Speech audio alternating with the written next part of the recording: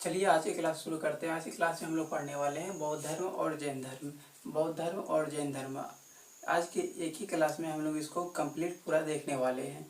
तो चलिए शुरू करते हैं। देखिए, बौद्ध धर्म की बात कर लेते हैं। बौद्ध धर्म के संस्थापक की बात कर लेते हैं। तो बौद्ध धर्म का संस्थापक हो जाएगा महात्मा गौतम बुद्ध। बौद्ध धर्म का संस्थापक हो जाएगा महात्मा गौतम बुद्ध। महात्मा गौतम बुद्ध, ठीक है। तो वही हम लोग बात कर लेंगे जैन धर्म के संस्थापक। तो जैन धर्म के दो संस्थापक आता है, इसमें दो प्रश्न पूछा जाता है जैन धर्म के संस्थापक में। एक होता है ऋषभदेव।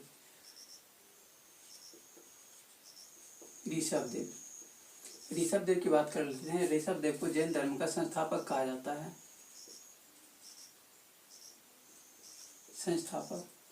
ऋषभदेव को जैन धर्म का संस्थापक कहा जाता है, लेकिन इसके वास्तविक संस्थापक की बात कर लेंगे तो महावीर स्वामी को कहा जाता है। महावीर स्वामी को जैन धर्म का वास्तविक संस्थापक कहा जाता है।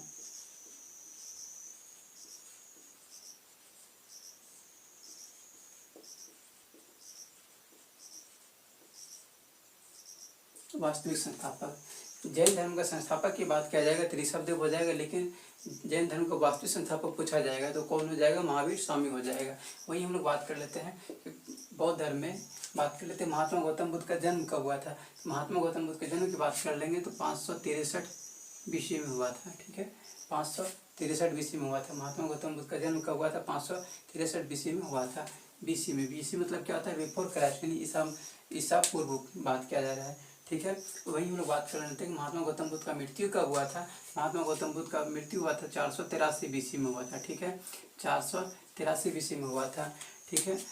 इनका जन्म कब हुआ था? महात्मा गौतम बुद्ध का 563 BC में हुआ था और मृत्यु हुआ था 483 BC में। वही हम लोग बात कर लेते हैं जैन धर्म में कि महावीर स्वामी का जन्म कब हुआ था। महावीर स्वामी का जन्म हुआ था 540 BC में। 540 BC में, ठीक है। 540 BC में। अभी हम लोग बात कर लेते हैं। वही हम लोग बात कर लेते हैं इनका मृत्यु कब हुआ था। महावीर स्वामी का मृत्यु कब हुआ था? तो 468 BC में हुआ था। 468 BC में हुआ था। महावीर स्वामी का मृत्यु कब हुआ था? 468 BC में। इनके बाद हम लोग बात कर लेते हैं महात्मा गौतम बुद्ध का जन्म हुआ था कहाँ पर हुआ था, ठीक है। महात्मा गौतम बुद्ध का जन्म हुआ था लुम्बिनी नेपाल में। लुम्बिनी कहाँ पर है? ये नेपाल में है, ठीक है। तो महात्मा गौतम बुद्ध का जन्म कहाँ पर हुआ था? लुम्बिनी नेपाल में। और इनका मृत्यु की बात कर लेते हैं। इनका मृत्यु कहाँ पर हुआ था? तो इनका मृत्यु कहाँ पर हुआ था? कुशीनगर में हुआ था।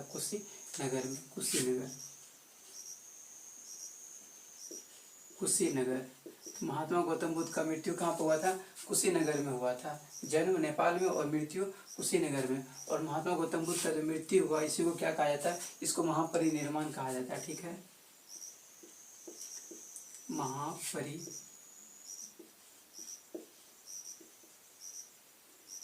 कहलाता है, महापरिनिर्वाण, ठीक है। इसके बाद हम लोग बात कर लेते हैं जैन धर्म में महावीर स्वामी का जन्म कब हुआ था? 540 BC में और मृत्यु हुआ था 468 BC में। और इनके बाद हम लोग बात कर लेते हैं कि महावीर स्वामी का जन्म आखिर कहाँ पर हुआ था, ठीक है। कहाँ पर हुआ था? कुंडलग्राम में हुआ था। कुंडलग्राम कहाँ पर है? ये वैशाली में, ठीक है। कहाँ पर हुआ था? ये कुंडलग्राम वैशाली में हुआ था, ठीक है। कुंडलग्राम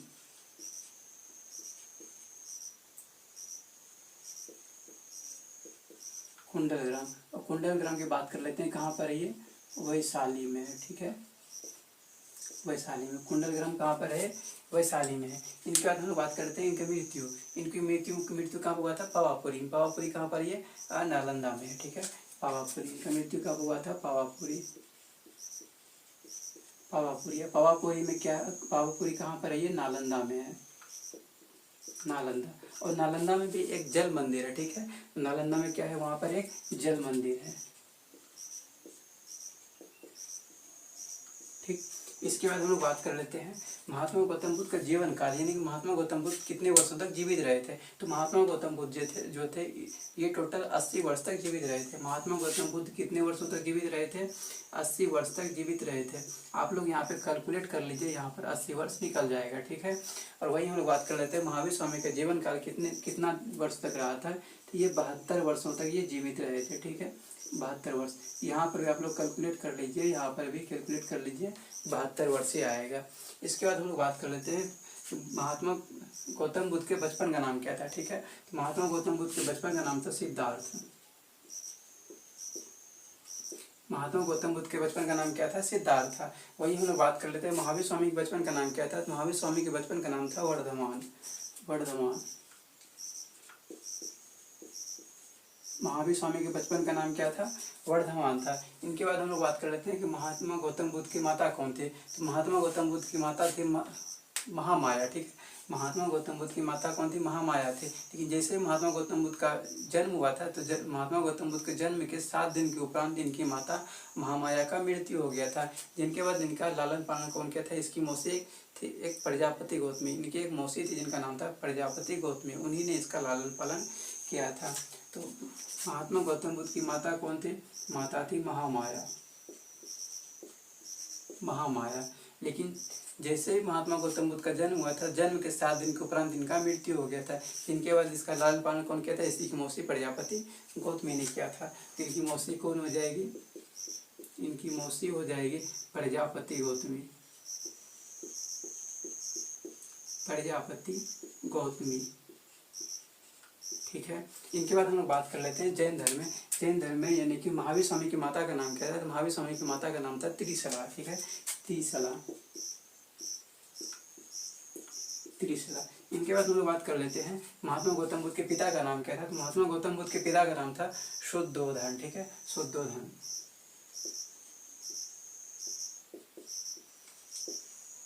महात्मा गौतम बुद्ध के पिता का नाम था शुद्धोधन। वही हम लोग बात कर लेंगे महावीर स्वामी के पिता का नाम क्या था। तो महावीर स्वामी के पिता का नाम था सिद्धार्थ। महावीर स्वामी के पिता का नाम था सिद्धार्थ। अब सिद्धार्थ देखिए, एक और सिद्धार्थ अभी हम लोग पढ़े हैं। महात्मा गौतम बुद्ध के पिता का, महात्मा गौतम बुद्ध के बचपन का नाम भी सिद्धार्थ है और महावीर स्वामी के पिता का नाम भी सिद्धार्थ ही है। तो ये दोनों एक मत समझिएगा, ये दोनों अलग अलग व्यक्ति है, ठीक है। इनके बाद हम लोग बात कर लेते हैं कि महात्मा गौतम बुद्ध के पत्नी कौन थे। तो महात्मा गौतम बुद्ध की पत्नी कौन थे, तो महात्मा गौतम बुद्ध की पत्नी थी यशोधरा।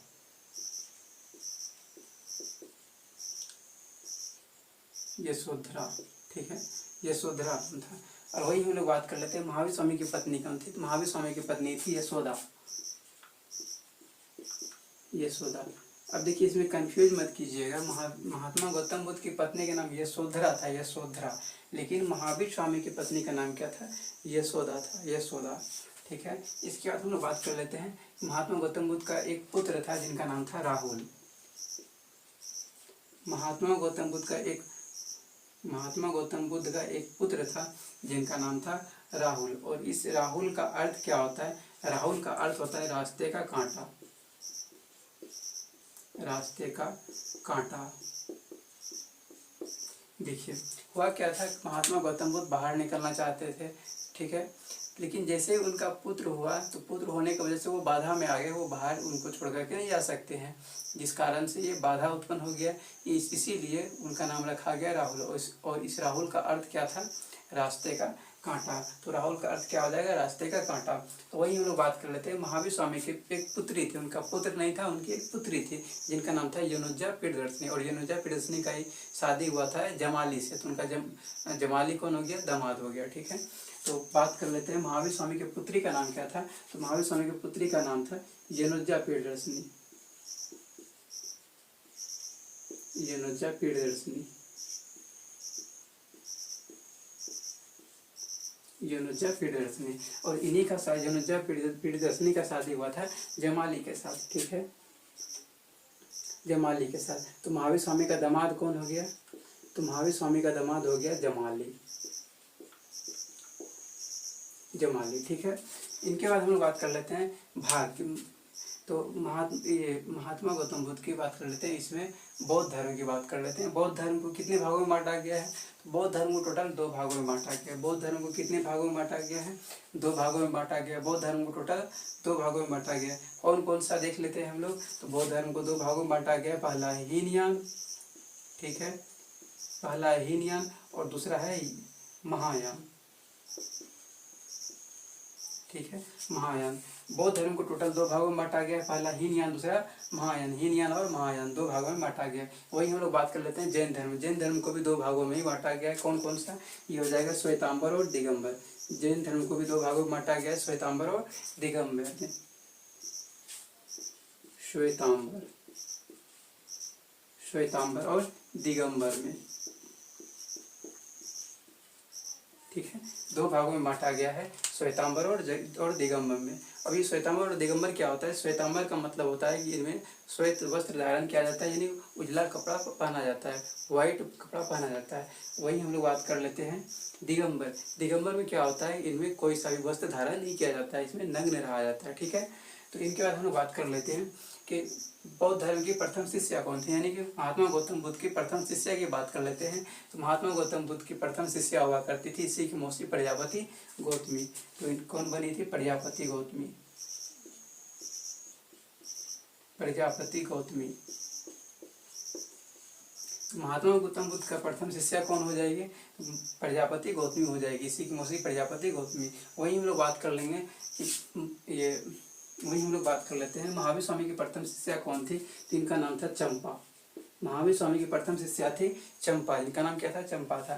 वही हम लोग बात कर लेते हैं कि बौद्ध धर्म में मोक्ष की प्राप्ति कैसे होता है। तो बौद्ध धर्म में मोक्ष की प्राप्ति अष्टांगिक मार्ग के द्वारा होता है। और वही जैन धर्म में मोक्ष की प्राप्ति बात कर लेते हैं संलेखना विधि के द्वारा होता है। संलेखना विधि क्या होता है? इनमें कहीं पहाड़ पे जा करके भूखे प्यासे अपना प्राण त्यागना होता है। तो हम लोग बात कर लेते हैं कि बौद्ध धर्म में मोक्ष की प्राप्ति कैसे होता है? अष्टांगिक मार्ग के द्वारा, अष्टांगिक मार्ग के द्वारा।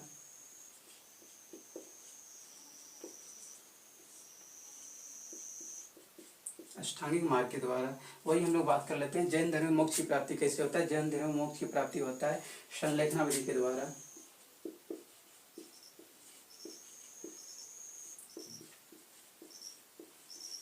संलेखना विधि के द्वारा। और संलेखना विधि क्या होता है? इसमें भूखे प्यासे प्राण त्यागना रहता है।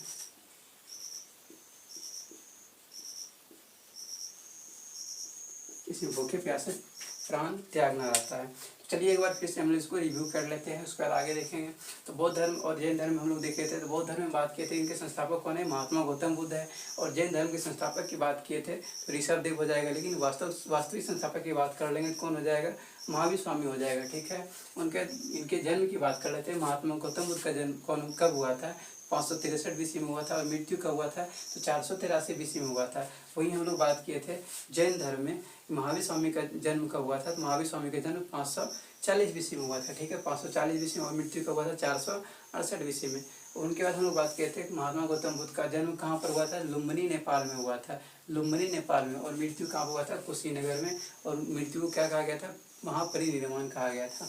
इनके बाद हम लोग जैन धर्म में हम लोग महावीर स्वामी का जन्म की बात कर लिए थे। कहाँ पर हुआ था? कुंडलग्राम में हुआ था। कुंडलग्राम कहाँ पे है? वैशाली में है। इनके बाद इनकी मृत्यु की बात की थी कहाँ पर? पावापुरी में हुआ था। पावापुरी कहाँ पर है? नालंदा में। और वहीं पर एक जल मंदिर भी है, जल मंदिर की इसमें चर्चा किया गया है। इनके बाद हम लोग बात कर लेते हैं कि महात्मा गौतम बुद्ध के जीवन काल कितना था, यानी कितने वर्षों तक ये जीवित रहे थे। 80 वर्ष तक जीवित रहे थे। यहाँ पे कैलकुलेट कर लीजिए, निकल जाएगा। और महावीर स्वामी का बात कर लेते हैं, ये कितने वर्षों तक जीवित रहे थे? 72 वर्ष तक। यहाँ पर भी कैलकुलेट कर लीजिए, निकल जाएगा। इनके बाद हम लोग बात किए थे महात्मा गौतम बुद्ध के बचपन का नाम। महात्मा गौतम बुद्ध के बचपन का नाम क्या था? सिद्धार्थ था, ठीक है, सिद्धार्थ। और महावीर स्वामी के बचपन का नाम क्या था? वर्धमान था। इनके बाद हम लोग बात किए थे महात्मा गौतम बुद्ध की माता कौन थी? महामाया थे। महात्मा गौतम बुद्ध की माता कौन थी? महामाया। लेकिन जैसे ही महात्मा गौतम बुद्ध का जन्म हुआ था, जन्म के 7 दिन के उपरांत इनकी माता महामाया का मृत्यु हो गया था। जिनके बाद इनका लालन पालन कौन किया था? इसी की मौसी प्रजापति गौतमी ने किया था। जिसकी मौसी कौन हो जाएगी? प्रजापति गौतमी। इसके बाद हम लोग बात कर लेते हैं महावीर स्वामी की माता का नाम क्या था? महावीर स्वामी की माता का नाम था त्रिशला, ठीक है, त्रिशला। इनके बाद हम लोग बात किए थे महात्मा गौतम बुद्ध के पिता का नाम क्या था? महात्मा गौतम बुद्ध के पिता का नाम था शुद्धोधन।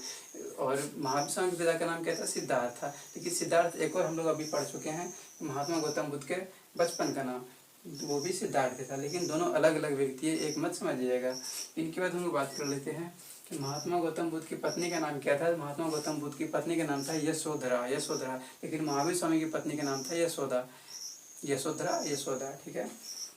इसके बाद हम लोग बात कर लेते हैं महात्मा गौतम बुद्ध का पुत्र था, पुत्र का नाम क्या था? राहुल। और राहुल का अर्थ क्या होता है? रास्ते का कांटा होता है।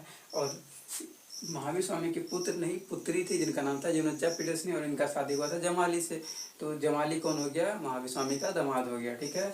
इनके बाद हम लोग बात किए थे कि बौद्ध धर्म को कितने भागों में बांटा गया। बौद्ध धर्म को टोटल 2 भागों में बांटा गया। कौन कौन सा हो जाएगा? हीनयान और महायान में बांटा गया था। और जैन धर्म को कितने भागों में बांटा गया था?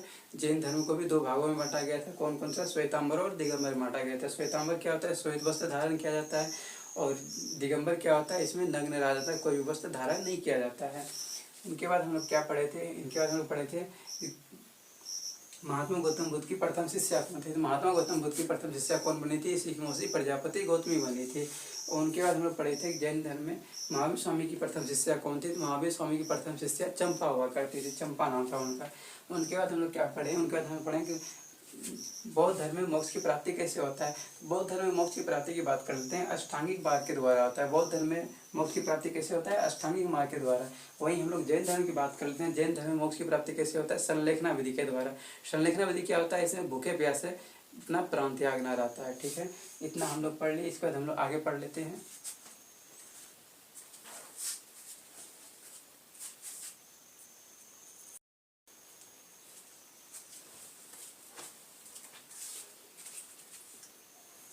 चलिए अब हम लोग आगे देख लेते हैं। आगे हम लोग देख लेते हैं इसका प्रतीक चिन्ह। ठीक है, तो महात्मा गौतम बुद्ध जिस समय गर्भ में आए थे तो उनका प्रतीक क्या था? गर्भ का प्रतीक था हाथी। ठीक है, जिस समय महात्मा गौतम बुद्ध गर्भ में आए थे इसका प्रतीक क्या था?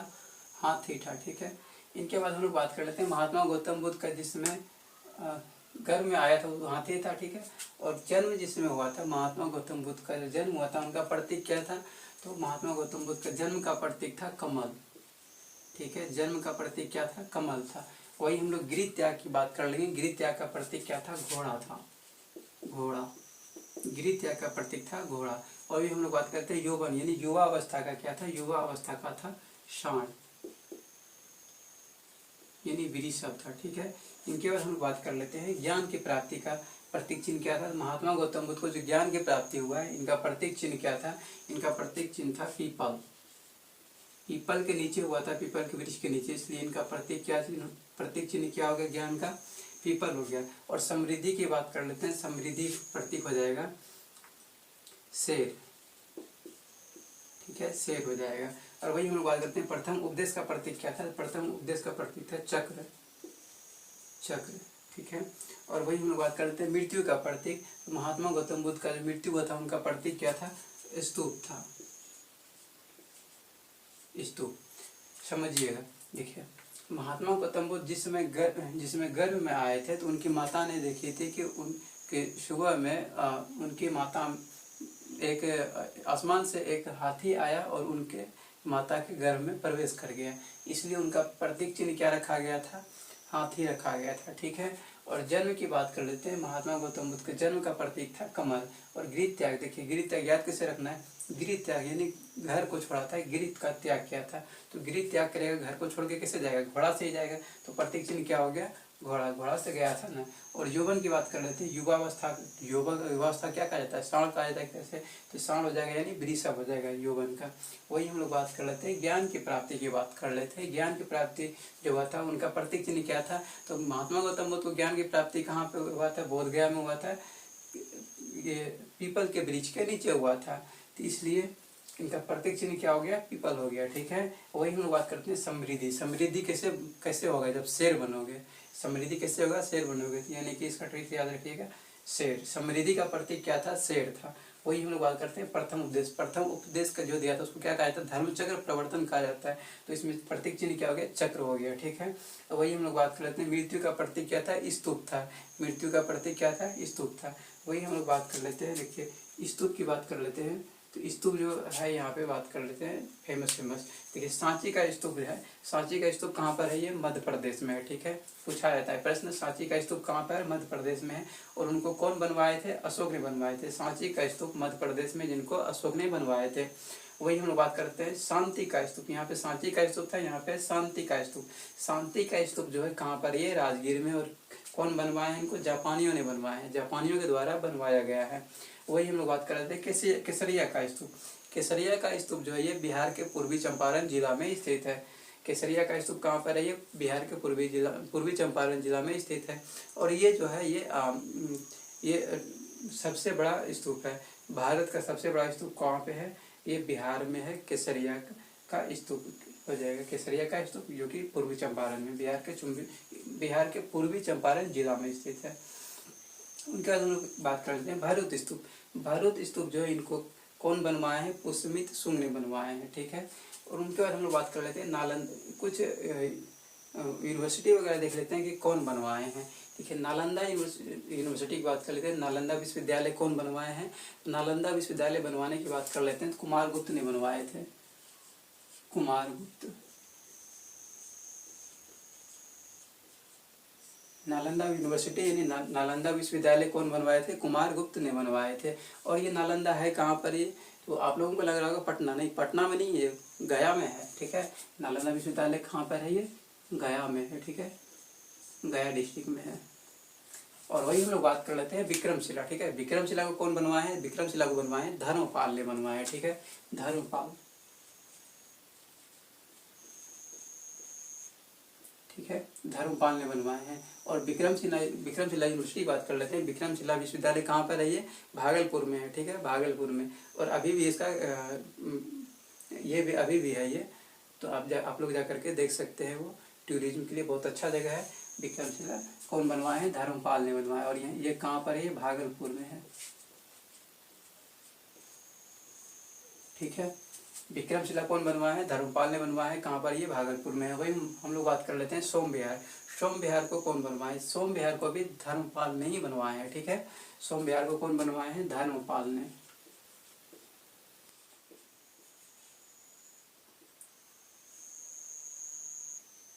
सोम विहार को कौन बनवाए हैं?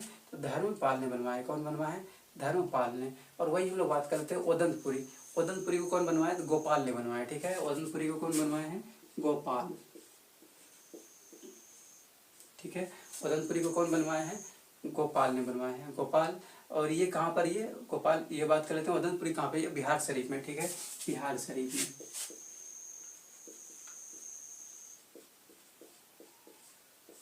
बिहार शरीफ में। तो हम लोग क्या क्या देखे? हम लोग इसमें देखे नालंदा यूनिवर्सिटी को कौन बनवाए हैं? कुमारगुप्त ने बनवाए। कहाँ पर? ये गया में। और इसको ध्वस्त कौन करवाए थे?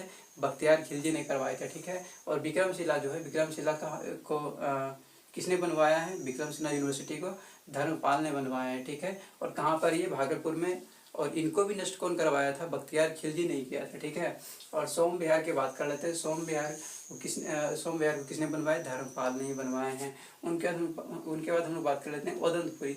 ओदंतपुरी को कौन बनवाए हैं? गोपाल ने बनवाया। और ये कहाँ पर? ये बिहार शरीफ में स्थित है। तो चलिए आगे हम लोग देख लेते हैं।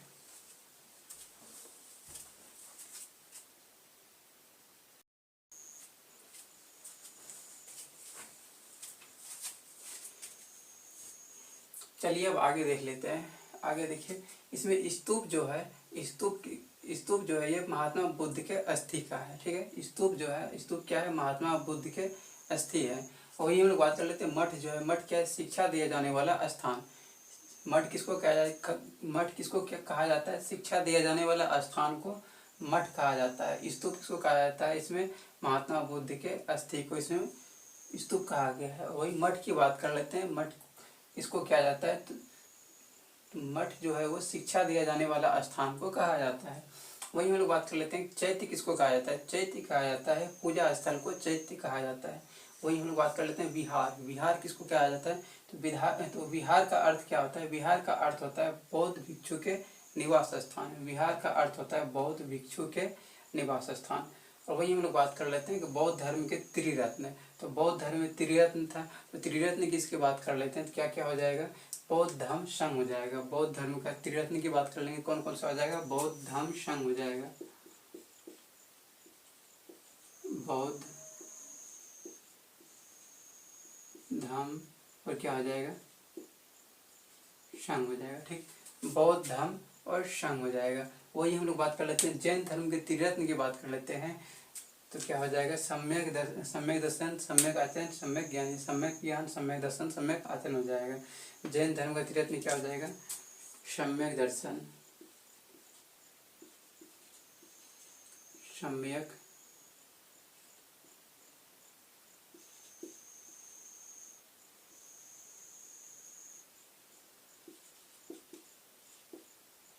सम्यक दर्शन, सम्यक ज्ञान, सम्यक ज्ञान और सम्यक आचरण हो जाएगा। जैन धर्म के त्रिरत्न की बात कर लेंगे, क्या क्या हो जाएगा, सम्यक दर्शन, सम्यक ज्ञान और सम्यक आचरण। सम्यक आचरण,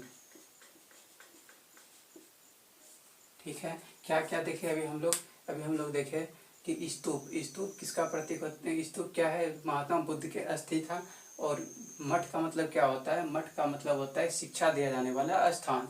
वही चैत्य की बात की थी, चैत्य किसको कहा जाता है, पूजा स्थल को चैत्य कहा जाता है। और विहार जो है, विहार का अर्थ क्या होता है, बौद्ध भिक्षु के निवास स्थान होता है। इसके बाद हम लोग देखें बौद्ध धर्म के त्रिरत्न की बात किए थे।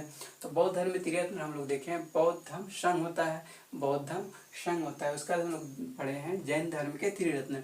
तो जैन धर्म के त्रिरत्न में क्या क्या आता है, सम्यक दर्शन, सम्यक दर्शन, सम्यक ज्ञान, सम्यक आचरण। जैन धर्म के त्रिरत्न की बात किए थे, सम्यक दर्शन, सम्यक ज्ञान, सम्यक आचरण आता है। इसके बाद हम लोग देख लेते हैं कि महात्मा गौतम बुद्ध जब गृह त्याग किए थे, घर से बाहर निकले थे, गृह त्याग से पहले की बात किया जा रहा है इसमें, जब जिसमें घर से बाहर निकले थे उस समय इन्होंने 4 दृश्य देखे थे। जिसमें घर से बाहर निकले थे, गृह त्याग वो आगे आएगा। हम लोग घर से जब बाहर निकले थे, वो महात्मा गौतम बुद्ध, उन्होंने 4 दृश्य देखे थे। कौन कौन सा दृश्य देखे थे तो उनकी बात कर लेते हैं। तो प्रथम दृश्य देखे थे, एक बूढ़ा व्यक्ति को देखे थे, ठीक है। उनके बाद एक बीमार व्यक्ति को देखे थे, उसके बाद एक मरा हुआ व्यक्ति देखे थे, यानी सब देखे थे। उसके बाद सन्यासी देखे थे, उन्होंने कौन सा अपनाया, सन्यासी अपना लिया था, उनको सन्यासी अच्छा लगा। इसके बाद हम लोग बात कर लेते हैं कि जिसमें महात्मा गौतम बुद्ध गृह त्याग किए थे, उनके साथ एक सारथी था, यानी कि जो उनके रथ को चलाने वाला था। तो कौन था वो सारथी, उनका नाम था चन्ना, ठीक है, चन्ना, चन्ना नाम था उनका। और वही हम लोग बात कर लेते हैं महात्मा गौतम बुद्ध के घोड़ा का नाम क्या था। तो महात्मा गौतम बुद्ध के घोड़ा की बात कर लेंगे, इनका नाम था कंथक, कंथक। महात्मा गौतम बुद्ध के घोड़ा का नाम क्या था, कंथक था। और वही हम लोग बात कर लेते हैं सिकंदर के घोड़ा का नाम क्या था। तो सिकंदर के घोड़ा का नाम था बुके प्राण, ठीक है, बुके प्राण, ये हो जाएगा बुके प्राण, बुके प्राण, ठीक है। सिकंदर के घोड़ा का नाम क्या था, बुके प्राण था। उसके बाद हम लोग बात कर लेते हैं महाराणा प्रताप के घोड़ा का नाम क्या था। तो महाराणा प्रताप के घोड़ा का नाम की बात कर लेते हैं, चेतक था। देखिए महाराणा प्रताप के पास एक घोड़ा था और एक हाथी था। इसमें घोड़ा का नाम क्या था, चेतक था, और हाथी का नाम था राम प्रसाद, ठीक है। तो महाराणा प्रताप के घोड़ा का नाम क्या था, चेतक था, चेतक। और वही हम लोग इसके हाथी की बात कर लेते हैं, महाराणा प्रताप के हाथी का नाम क्या था। तो महाराणा प्रताप के हाथी का नाम था राम प्रसाद, ठीक है, राम प्रसाद, राम प्रसाद, राम प्रसाद। और हम लोग बात कर लेते हैं महात्मा गौतम बुद्ध के गुरु का नाम। तो महात्मा गौतम बुद्ध के गुरु का नाम था, महात्मा गौतम बुद्ध के गुरु का नाम क्या था, अलार कलाम नाम था, ठीक है, अलार कलाम, अलार कलाम। तो यहाँ पे अभी हम लोग क्या क्या देखिए। इसके बाद सारथी का नाम क्या था, चन्ना था, जो कि रथ चला रहे थे महात्मा गौतम बुद्ध का। उनके बाद हम लोग बात करते हैं महात्मा गौतम बुद्ध के घोड़ा का नाम क्या था। महात्मा गौतम बुद्ध के घोड़ा का नाम था कंथक, कंथक, ठीक है। और सिकंदर के घोड़ा का नाम क्या था, बुके प्राण था, ठीक है। ये सब पूछा जाता है, इसलिए हम लोग एक ही जगह पे यहाँ पे पढ़ रहे हैं। और महाराणा प्रताप की बात कर लेते हैं। महाराणा प्रताप जो है, इनके घोड़ा का नाम चेतक था और इनके हाथी का नाम था राम प्रसाद, ठीक है। और महात्मा गौतम बुद्ध के गुरु की बात कर लेंगे, उनका नाम था अलार कलाम। तो चलिए अब हम लोग इसके आगे देखते हैं।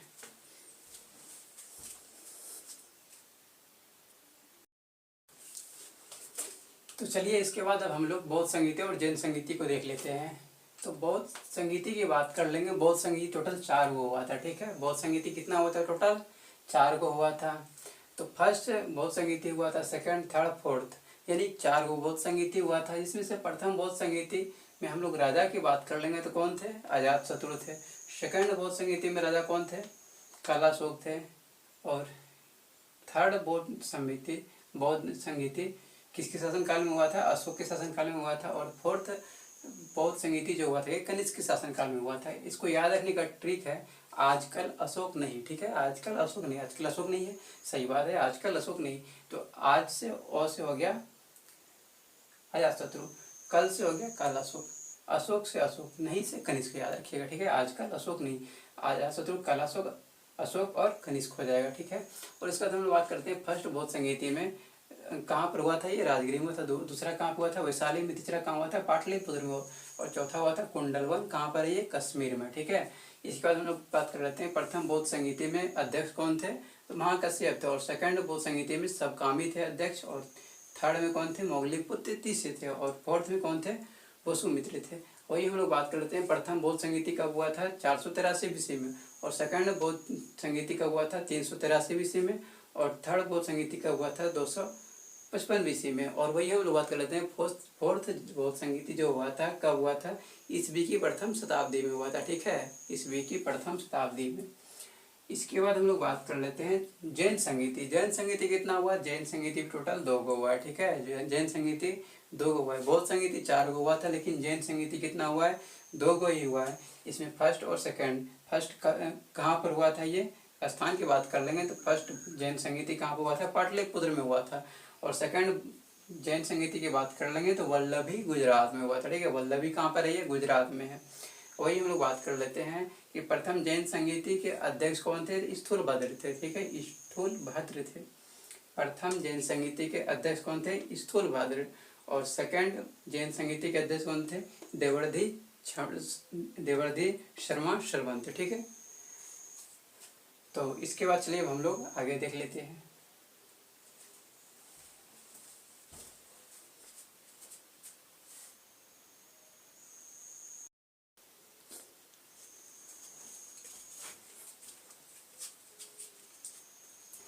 चलिए अब हम लोग आगे देख लेते हैं कि पिटक की बात कर लेते हैं। पिटक को क्या कहा जाता है, ज्ञान की टोकरी कहा जाता है। पिटक में हम लोग बात कर लेते हैं कि बौद्ध धर्म में पिटक जो है वो 3 गो, कौन कौन सा है, तो पिटक की बात कर लेंगे 3 गो हो जाएगा। कौन कौन सा है, सूत पिटक, विनय पिटक और अभिधम पिटक हो जाएगा। सूत पिटक,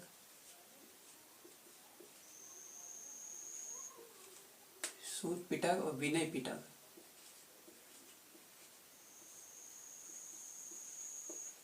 सूत पिटक, विनय पिटक और अभिधम्य पिटक हो जाएगा।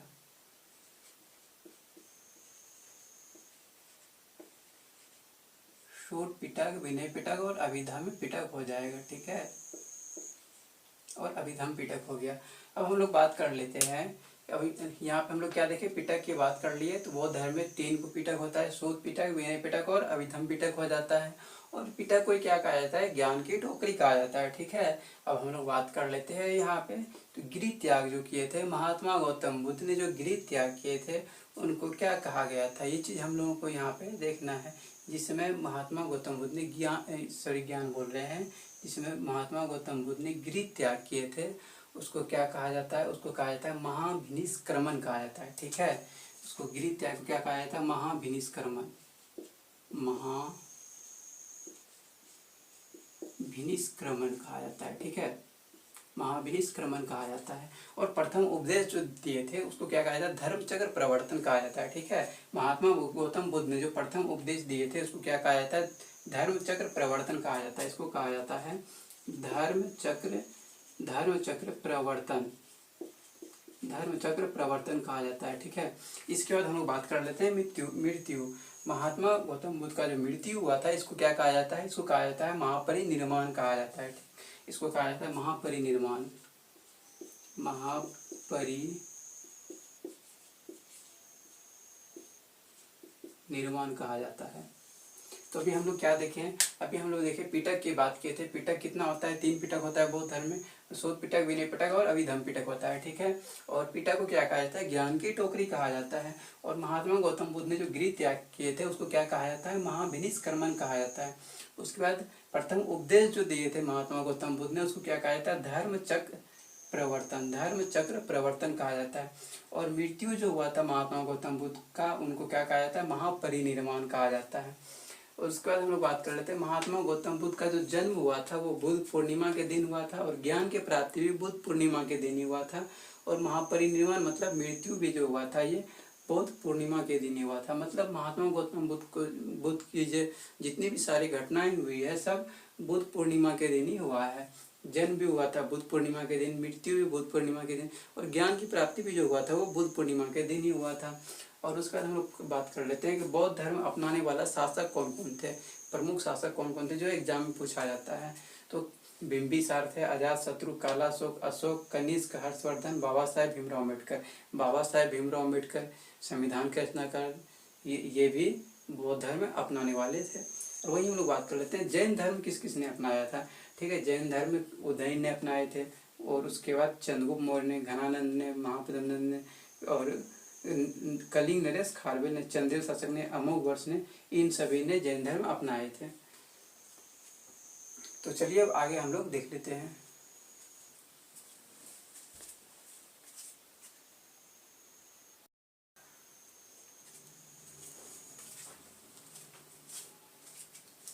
चलिए अब आगे देख लेते हैं जैन शासक का प्रतीक चिन्ह हम लोग देख लेते हैं। तो आप लोगों को याद रखना जैन धर्म में टोटल 24 तीर्थंकर हुआ करते थे। जैन धर्म में टोटल कितने तीर्थंकर हुआ करते थे? 24 तीर्थंकर हुआ करते थे। जिसमें हम लोग प्रथम तीर्थंकर की बात कर लेंगे तो कौन थे? ऋषभ देव थे। इसी को आदिनाथ भी कहा जाता है। इनका प्रतीक चिन्ह क्या था? सांड था। ठीक, ऋषभ था। और वही हम लोग बात कर लेते हैं दूसरे तीर्थंकर जो थे, इसका नाम था अजितनाथ, और इसका प्रतीक चिन्ह क्या था? हाथी था। और तीसरे कौन थे? संभवनाथ थे, जिनका प्रतीक चिन्ह क्या था? घोड़ा था। और इसके बाद उतना नहीं पूछा जाता, 22वां पूछा जाता। 22वां जो है वो थे अरिष्टे नेमी थे, और इनका प्रतीक चिन्ह क्या था? शंख था। एक और याद रख लीजिएगा, 23वां जो थे ये थे पार्श्वनाथ, और इनका प्रतीक चिन्ह था सर्प, यानी सांप था इसका प्रतीक चिन्ह, सर्प। ठीक है, इसके बाद 24वें तीर्थंकर की बात कर लेंगे। 24वें तीर्थंकर का नाम था महावीर स्वामी, जिनका प्रतीक चिन्ह क्या था? सिंह था। ठीक है, तो आई होप कि आप लोगों को ये सारी बातें अच्छे से समझ में आ गई होगी। तो ये पूरा चैप्टर ये कंप्लीट हुआ, ये टॉपिक पूरा कंप्लीट हुआ। तो आज के लिए इतना ही रहने देते हैं, फिर अगली क्लास में हम लोग देखेंगे।